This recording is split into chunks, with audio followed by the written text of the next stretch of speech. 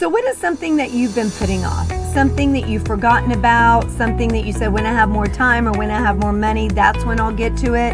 That thing that your heart's really long to do, but you just haven't had the energy maybe to do it. Maybe you've forgotten about it with all the things going on. Well, now is the time to start putting it on your list, to put it on your say yes list. You might have heard of a bucket list, but we call it a say yes list. And we want to help you turn that say yes list item into reality. In fact, we want you to start having lots of say yes list items. So if you don't have a say yes list yet, now is the perfect time to get it.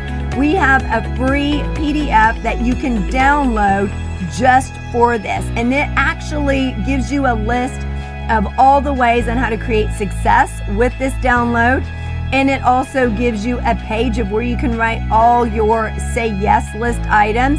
And then it also gives you a page on where to start with the say yes list item. Because if you're like most people, you may have that list started, but then it stops for whatever reason. So it walks you through how to actually turn those say yes list items into reality.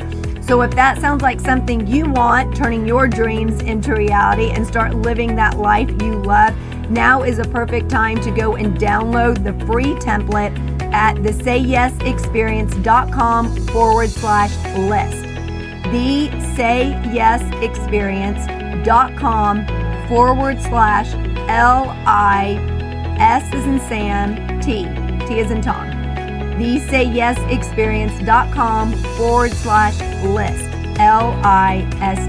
So download your free copy today.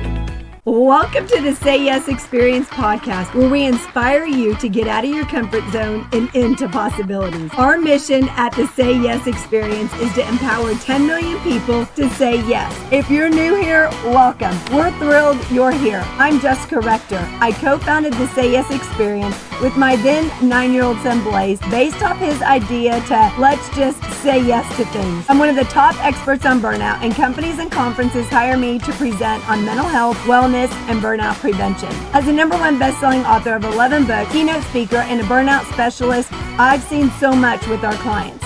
The Say Yes Experience was started to help you really start living, to do the things that light you up, have more fun, and turn your dreams, or what we call say yes list items, into reality. So thank you for investing in yourself and being here. Now let's make it happen. Imagine being part of a team, and that team was invited to participate in the state competition for your sport or activity. Then before the competition, all of your team quits. What would you do? Would you quit too? Our guest today decided to say yes to the opportunity to participate as a team of one at her state cheerleading competition. And because of it, she became a viral sensation, inspiring the world. Please help me welcome Katrina Kohel. Woo! Hi, everyone.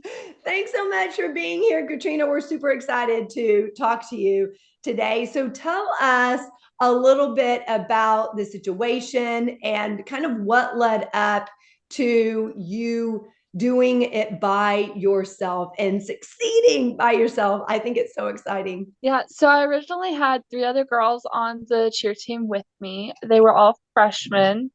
About a week and a half before state competition, all 3 of them quit for personal reasons. And I had a long conversation with my mom and my coach, just trying to figure out what was the next steps and what was going to happen. When my mom and I talked, we just kind of decided that why not go by yourself? There's nothing to lose.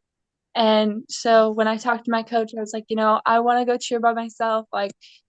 They made their decision to quit. There's nothing we can do about it. We might as well just push forward and continue what we were set out to do. I love it. And that's what we did. We changed the routine for one person and went out there and cheered. And you're a senior, correct? So Yes. it's your last year doing it. Yes. And you were just like, no, I don't want to go out like that. Why were you thinking okay, it would have been so easy to quit. So why did you think, no, I'm not going to quit? Growing up, I was taught that when you start something, you don't quit, you finish. And I didn't want my story to and just because the other girls quit. I didn't want that Mhm. to be the ending of my high school cheering career. So I was like, you know what? Like, this is my story. I'm going to write it. I'm not going to let other people write it for me. I love that. I love that. And that's so powerful to not let someone else dictate our behaviors or our actions, but that we create that for ourselves. Now, this was your last year as a cheerleader. How many years had you been cheering, and what kind of led up to you wanting to be a cheerleader? So I've been cheering for 4 years. So I've cheered my entire high school career. I have wanted to be a cheerleader since I was a little girl. I remember going to high school football games with my family just to go watch, and I would watch the cheerleaders instead of the game. So, I've always wanted to be a cheerleader. It's Mm. always something I dreamed I would do, and making that dream come true 4 years ago and just Yes.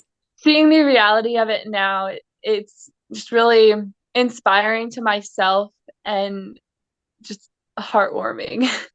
And it's so amazing. You had this dream when you were a little kid and you worked towards it. And there's things that you did, maybe even not consciously, but there's things that you did. Maybe you were setting your mind right in order to get to the place where you could try out, right? And you have to have certain skills and abilities and talents.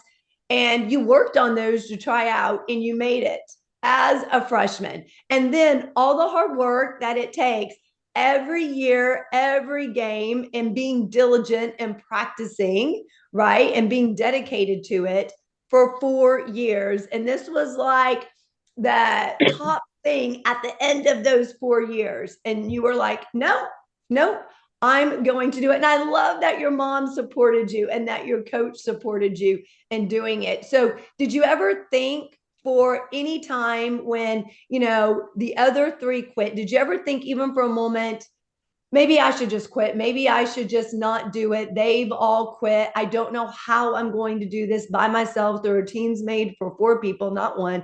Did you ever think about that? Not really, honestly. It never really crossed my mind to quit. It's not a part of who I am. I love that. I love that. So, do you think growing up, having that instilled in you from when you were young had to do with that? Or do you think it's more just the way that you've taught yourself and what you've told yourself in your own mind? I think it has a lot of what I was taught when I was growing up, as well as the person I am now. I think it has a lot to do with both situations, just Mm-hmm. because it was a very unusual situation that I was put in. Mm-hmm.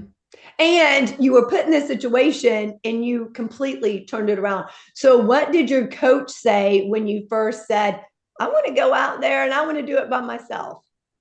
She thought I was psycho. She sure thought I was crazy. um, she literally asked me probably 100 times before a competition if I was sure I wanted to do this. And every time I told her yes with a smile on my face. And she's like, "Are you sure?" And I'm like, "Yes." And Oh my when I gosh, I told her, love it. she thought I was crazy and her jaw hit the floor. So, yeah. So, what did it take her to get on board? Was there anything you had to say or do in order for her to say, okay, yeah, let's do it. Okay, I'm going to help you tweak this routine to be just for one? Because that also, I mean, you have to think you learned it one specific way for 4 people, and then you got to relearn things just for yourself. Right. So there was nothing like too specific that I had to say to convince her. It was just, talking it out with her and being like, they made their decision. We can't change that. Like, let's not let that be the ending of our 4 years. Because she started as the cheer coach my freshman year. And Oh, so, we've grown together over these 4 years. And I was like, let's not let this be like the ending to our story and, the ending to our 4 years together. And she's like, you know what, you're right. Like that's so they good. there's nothing you can do about the decision they made. That is so endearing that you said, like, let's not let that be our story. You didn't want that to be your story, but you didn't want it to be the end for your story with your coach, because y'all kind of grown up together through cheering together for 4 years. So that is very endearing and extremely insightful, Karina. Like that, you said, hey, let's not allow that to be our story. So when you got to the competition, walk us through that. Like, you get there, well, even before you get there, are you driving there? Are you flying there? Like, what are you thinking about as you're on your way to the competition, knowing that you're going to do it by yourself and you're likely going to be the only team there that's a solo team? Yeah, so I actually played in a sub-district basketball game the night before I cheered at state competition. So I was playing Busy a basketball girl. game in South Platte on Thursday night. And that night Oh my God. I went with my cheer coach and her family, and we drove to Grand Island. We got there and we didn't have to be there that morning. So we just kind of went and shopped and, got coffee and breakfast and everything, and just kind of chilled out that morning. I was relaxed. I wasn't really thinking about it too much. I was like, okay, I cheered today, like not a big deal. It's just like any other, it's like any other day, like at a game or whatever. I wasn't really stressing about it or thinking about it. And then we got to the event center where state happens. And my coach was getting really nervous and anxious. And that made me get nervous. Right. But by the time I got on the floor, my mind just kind of cleared and everything just kind of went away. And I did my routine purely off muscle memory and just, what I knew I needed to do. And I think that's what got me through it. Yeah. Wow, that's so powerful. So whenever you were doing it, were you not even thinking about it? Were you taking in the surroundings of people watching? Kind of what was going through your mind and your head as you're standing there? What was the audience doing? What were they saying? They're all just cheering with me and supporting me and Love it. cheering me on. I actually, so I do this whenever I cheer. I pick kind of a certain place in the crowd to look at, and it doesn't necessarily have to be a person. It's like just something to look at, and that's just kind of where I focus my attention, and it like keeps my mind clear and just keeps me focused on like what I'm there to do. And I had to pick multiple places this time because I had to be able to look all the way around, like Yeah. in front of me, and kind of look at everybody. And so I just picked a couple different spots to look at, and like that's kind of what I focused on when I was cheering. Kept a big smile on my face and just went through my routine and just did what I had to do. I love it. So, how would you explain muscle memory? Because I was telling my son last night that I was interviewing you, and he goes, "Oh my gosh, how did she do that?" So my son's 10 years old, and he's like, "How did she do that?"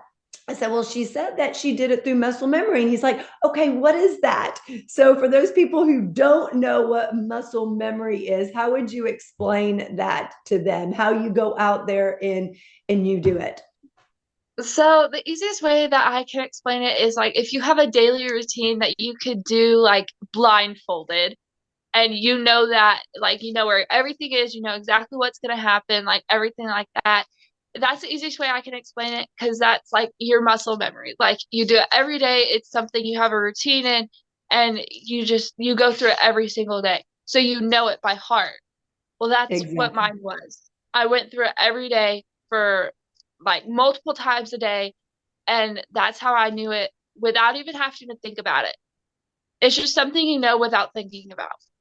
It's kind of like a shower, right? You don't think about, oh, I'm going to lift up my arm and then move my arm across and then put my hand down and close my fingers around the soap. And then, I mean, our brains are fried if we had to think about all those kind of things, right? So Right. you went out there, and like when people take a shower, you don't think about washing your hair. You just wash your hair. You just get your hair wet. And it's kind of like that you've done it so many times. But here's what's impressive about that, Katrina, is that even though you did it so many times, you did it so many times when there was four people, but then you had to change certain elements for there to be one person. So tell us some of the things that you had to change and that you really then had to get used to doing as one person. So what was something that you had in there that for 4 people, and then how did you change it to accommodate one person?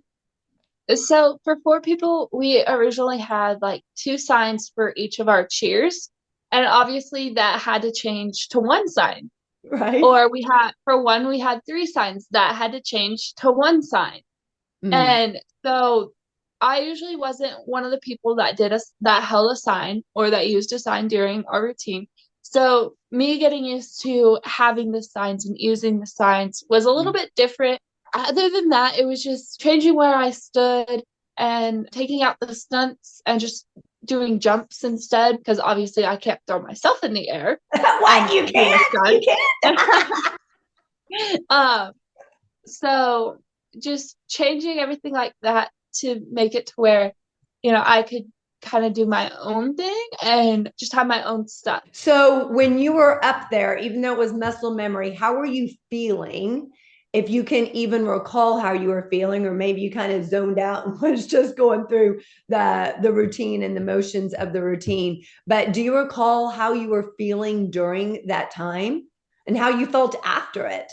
Do you want to start saying yes, but you just don't know where to start? And oftentimes when we don't know where to start, we just don't start. So we created an ebook just for you.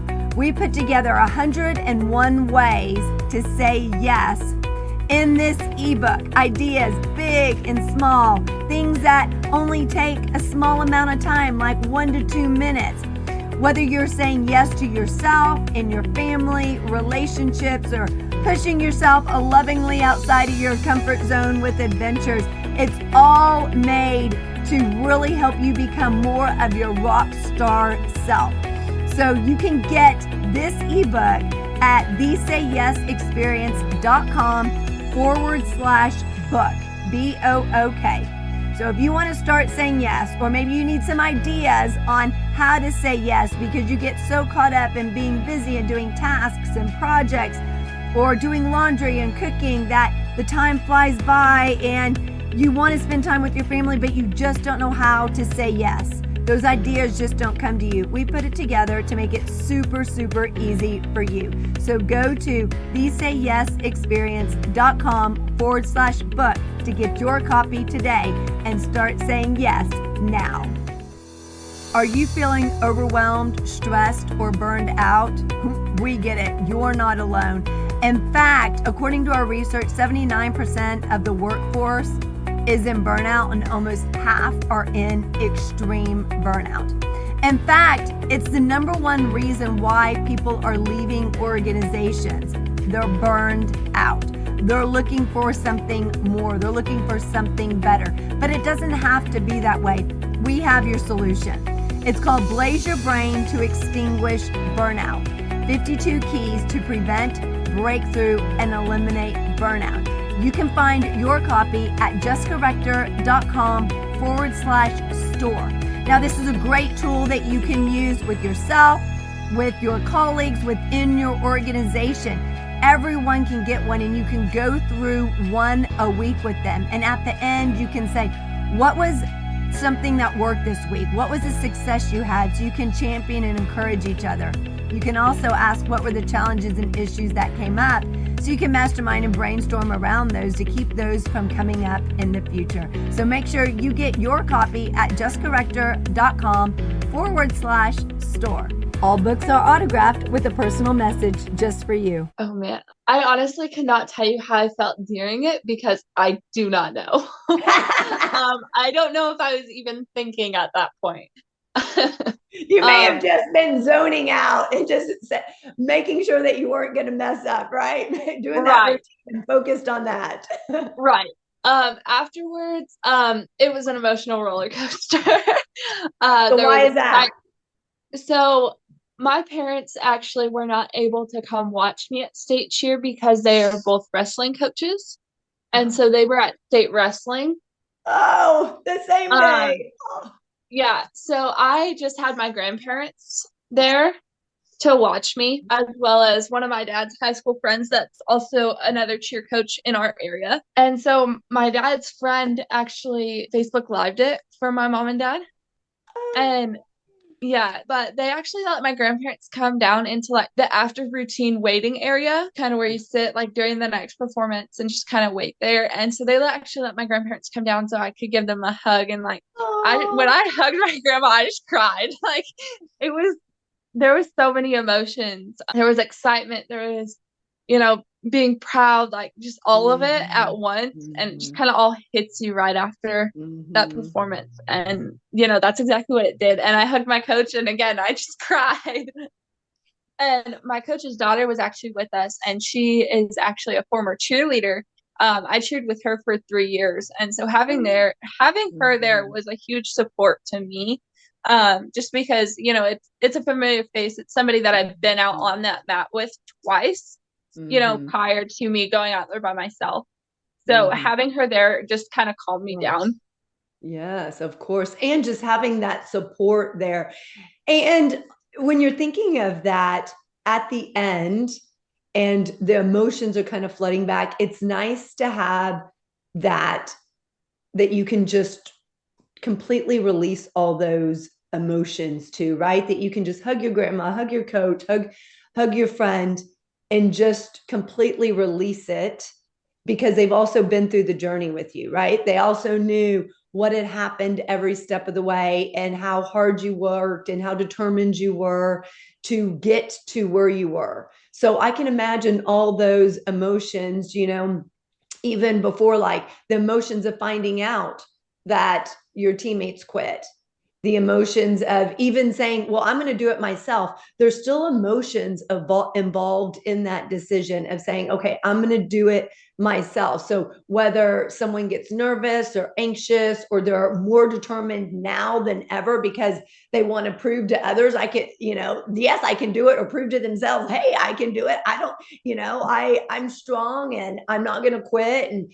this was my goal. I'm going to change, that story and make it my own story. Like there's all different kinds of emotions. So even leading up to that, it was probably a roller coaster of emotions on any given day, and not to mention just that you're at state, just the emotions, whether you're one person or 4 people at state, that you are competing at state, because there's always emotions that go on in any kind of competition, right? You want to make sure you do well. You want to make sure that you don't forget things. You want to make sure that you remember to smile and that you're not sitting there looking super serious, like, oh, I need to remember this. Oh, this is what I do next, and concentrating. So there's all kinds of thoughts and emotions that are constantly going on. But I think it's just so powerful that you have that support system waiting for you, and that you felt completely comfortable that you can release all those emotions in that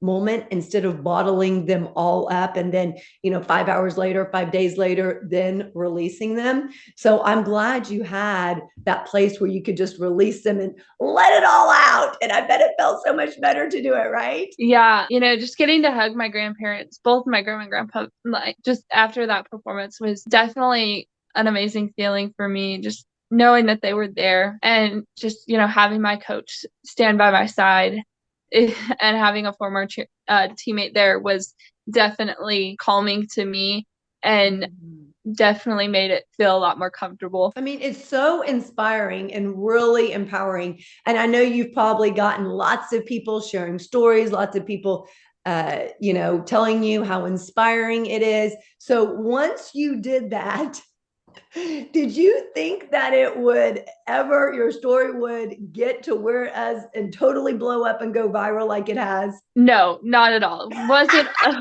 not a thought in my mind about that. I was just focused on completing cheering career and just, accomplishing what I set out to do. I didn't think about the publicity of it. I didn't think that it was gonna explode this much or become this popular of a story. Well, I think the reason why it resonates with people so much is because you're out there just being your awesome self, right? And it's so easy, especially at the age of 17, for, at any age really, but especially when there's so many different things going on in teenagers' lives, peer pressure, bullying, all these things that we hear. It's so easy for someone to just say, okay, everyone's quit. I'm going to too. I'm not going to do that. And in our minds, we tend to take that route as opposed to saying, no, that's not what I want. What I want is to compete. Like, I've worked this hard. I want this to be my story. So, and it's something that maybe you didn't even consciously think about because you were like, we don't, in my family, we don't give up. We don't quit, right? But that would have been easy for you to do. But yet you chose the harder route in some ways, right? You chose, I'm going to do this. I've got to relearn a routine in a different way. And I have to do it by myself. So you don't have other people doing it with you, which can also be an emotional support as well. So what do you think by you just staying true to who you are, that teaches other people, especially think of the younger you when you had that dream of being a cheerleader, right? There's little girls out there that see this story. What do you think that teaches them? I think the biggest thing that people can take from this or learn from this is never be scared of being you. Never be scared of standing alone. You might be standing alone, but you're always going to have somebody behind you to support you.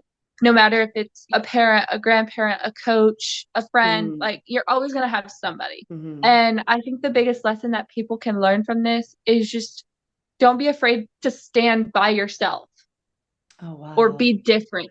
That is powerful. And so when they feel that fear come up that they're going to be judged for being different, or what are people going to think if I'm standing alone by myself? Do you have any words of wisdom on how they can work through that? It seems like it came kind of natural to you, but if you think about it, how can someone else who may struggle with that, or they may say, oh, standing alone, that sounds so scary. How can they work through that and get the confidence to do that? I think one thing for me is don't be worried about what other people think, because that's always going to be something to hold you back. Focus on what you're doing and what you want to accomplish. Yes. I love that. And focus on where you're going, right? I mean, if you always focus on what other people are going to think or say or do, or they're not going to like me, there's always going to be somebody out there who may not like you, who may, think of you this way. But again, like you said, if you think of that, that's always going to hold you back, because there's always going to be someone out there. And there's this, famous saying that if everybody likes you, you're not doing something right. Like, there's always going to be someone who doesn't agree with you or doesn't like something you're doing, but that shouldn't stop you from going out there and being yourself. Because look at all the amazing things and the people you can impact, right, Katrina? Like, all the people that you've impacted. So tell us one of the stories or something that you've heard from someone on how, because you stood up for yourself and said, this is what I want, going after what I want. And because you stood alone, what impact that has made? Because I'm sure you've heard a lot of stories and a lot of people reaching out and sharing different things. Is there anyone that really stands out in your mind? Yeah, there was this one comment. It was about it was another cheerleader, and she's obviously been out of high school for a little while. But she actually cheered by herself at the boys' high school basketball team. She cheered at their sub-district game by herself. So, seeing that I'm not the only one out there that has cheered by myself, maybe they didn't do it on a state level, but they also stood up and did something and cheered by themselves and stood alone. And that says something about their character and who they are, and that they can also inspire people even if they didn't do it on a state level. Like, getting up and cheering in front of a crowd in general is hard enough. It is just standing up in front of a crowd is hard, right? Especially when you're thinking of doing it at such a young age. It's so inspiring and really empowering to so many people, no matter their age, on things that we can really change in our own lives and what we also have control of. And one of the most powerful things I think you said is that you have control of your own story. Like, you get to choose what that looks like, and don't allow somebody else to create that story for you. So as we depart here, what do you think is the biggest takeaway, or after listening to your story, what do you really want people to get from it to help them in their own lives so they can really start saying yes to something? What is that something? Don't be afraid to go for what you want, even if it means you're going by yourself. I love that. Don't be afraid to go for what you want, even if you're going by yourself. And sometimes going by yourself is the most rewarding thing that you can do, because I guarantee throughout this journey, Katrina, you've learned so much about yourself, so much more about what you believe in, what you stand up for, what you like, what you don't like, all those things, like really kind of fine tuning it. And you've heard from a lot of different people through the course of this.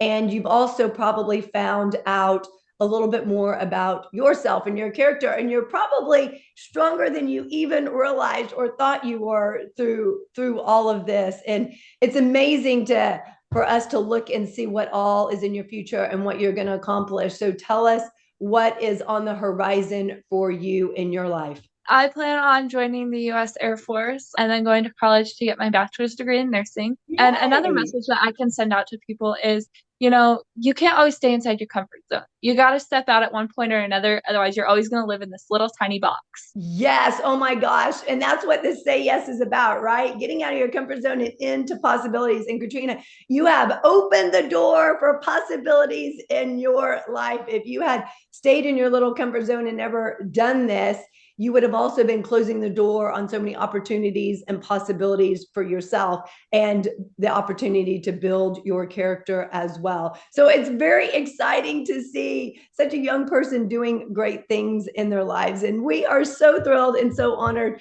for you to be a part of our show. So thank you so much for being here. We have enjoyed, Katrina. Thank you so much for having me. Absolutely. Thanks so much for being here, and we'll see you next time. And go out there, and I hope you have a little Katrina in you, where you are not afraid to stand up for yourself and to stand alone and get outside your comfort zone and into possibilities. We'll see you next time. Bye-bye. Are you ready to move to your next level of rockstar greatness? CFO, Chief Fun Officer, #1 best-selling author, and keynote speaker Blaze Rector is ready to help you do that. At just 10 years old, he's already written 2 #1 best-selling books. Through the power of storytelling, he uses lessons learned and shares strategies, tips, tactics, and tools to inspire, empower, and motivate you to live a more amazing life. So if you're ready to do that in your own life, grab a copy of his #1 best-selling books at jesscorrector.com/store. And when you order your copies, he will personally autograph them and write you a message on those books before shipping them out to you to really inspire and empower you in your life. These books are great for adults and kids alike. So if you're ready to move to your next level of rockstar greatness, make sure you grab your copy at jesscorrector.com/store. Enjoy those amazing, empowering, transformational books. Did you know that the 2 biggest issues impacting the workforce are mental health and burnout? Well, we have your solution. The more that you feel burned out, the more it impacts your mental health. The more your mental health is impacted, the more it leads to burnout. So it's a vicious cycle that goes around and around, but it doesn't have to be that way. You can help them both if you're intentional and strategic with it. We have lots of resources for you at jesscorrector.com/store. One that I want to highlight that really enhances your mental health is Tame Your Brain Game, 52 tips to turn negative thoughts into positive action. Now, research shows that 80% of your thoughts are negative. No matter how positive you feel, it's the pattern and the habit that you've developed over the course of years, over the course of decades. And that can often impact your life, how you show up, how you lead, how you communicate, how you engage, whether at work or at home. And then it also impacts a work environment. All you need is one NN or TT, negative Nancy or toxic Tim, to really impact that work environment. So if you are ready to enhance your mental health, get your copy of Tame Your Brain Game, 52 tips to turn negative thoughts into positive action today at justcorrector.com/store. All books are autographed with a personal message just for you. Thank you so much for being here. Check us out at thesayyesexperience.com. Our mission at the Say Yes Experience is to empower 10 million people to say yes. With your help in sharing our podcast, we can do that. Follow us on all social media at the Say Yes Experience and join our free community at facebook.com/groups/the Say Yes Experience. Thank you again to our guest. You can find all the contact information for our guest in the show notes. Thank you to our CFO, Chief Fun Officer, Blaze Rector, our business advisor, Lisa Bahurik, and to our team at Just Corrector Enterprises. We look forward to connecting with you on the next episode. Have an amazing day and keep being a rock star.